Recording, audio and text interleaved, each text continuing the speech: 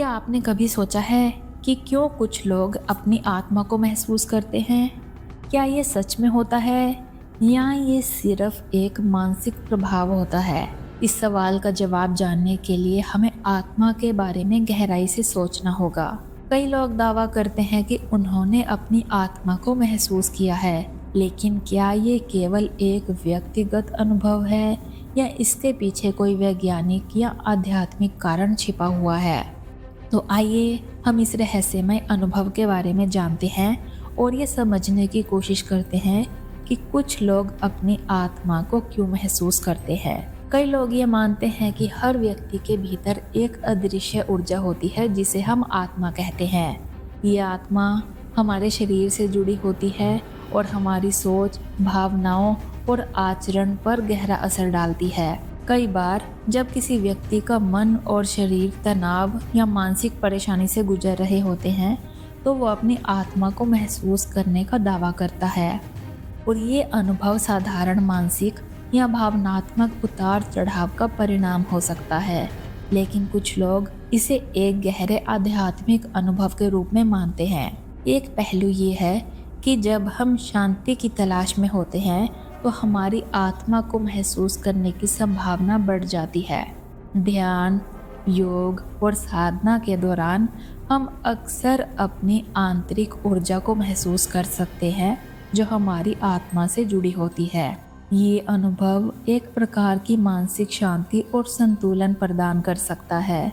बहुत से लोग ध्यान के दौरान कहते हैं कि उन्होंने अपनी आत्मा को महसूस किया या फिर अपने भीतर एक अदृश्य शक्ति का एहसास किया। ये एक गहरी मानसिक अवस्था होती है जिसमें हमारा शरीर और मन एक दूसरे से जुड़कर एक नई ऊर्जा को महसूस करता है। इसका एक और कारण ये हो सकता है कि जब हम जीवन के संघर्षों और समस्याओं से गुजरते हैं तो हमारी आत्मा को महसूस करने का अनुभव और भी प्रबल हो सकता है। ये शायद इसलिए होता है क्योंकि हम अपने भीतर की ऊर्जा से जुड़ने की कोशिश कर रहे होते हैं। जब हमारा मन शांत और स्थिर होता है तो हम अपनी आत्मा को महसूस कर सकते हैं और इस अनुभव से मानसिक शांति और संतुलन प्राप्त कर सकते हैं। आध्यात्मिक दृष्टिकोण से भी ये माना जाता है कि हमारी आत्मा कभी मरती नहीं है। कुछ आध्यात्मिक गुरु कहते हैं कि आत्मा एक शाश्वत शक्ति है जो हमेशा हमसे जुड़ी रहती है। जब हम अपनी आत्मा को महसूस करते हैं तो हम अपने भीतर की शुद्धता और ऊर्जा से जुड़ने का प्रयास करते हैं।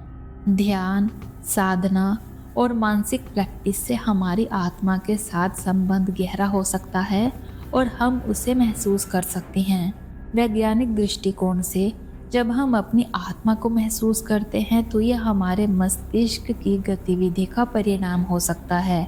कुछ न्यूरोलॉजिस्ट का मानना है कि जब हमारा मस्तिष्क गहरी सोच और ध्यान की स्थिति में होता है तो वो हमें एक असाधारण अनुभव का एहसास करवाता है जिसे हम अपनी आत्मा को महसूस करते हैं। ये एक मानसिक स्थिति हो सकती है जो हमारे शरीर और मस्तिष्क के बीच संतुलन बनाने की प्रक्रिया का हिस्सा होती है।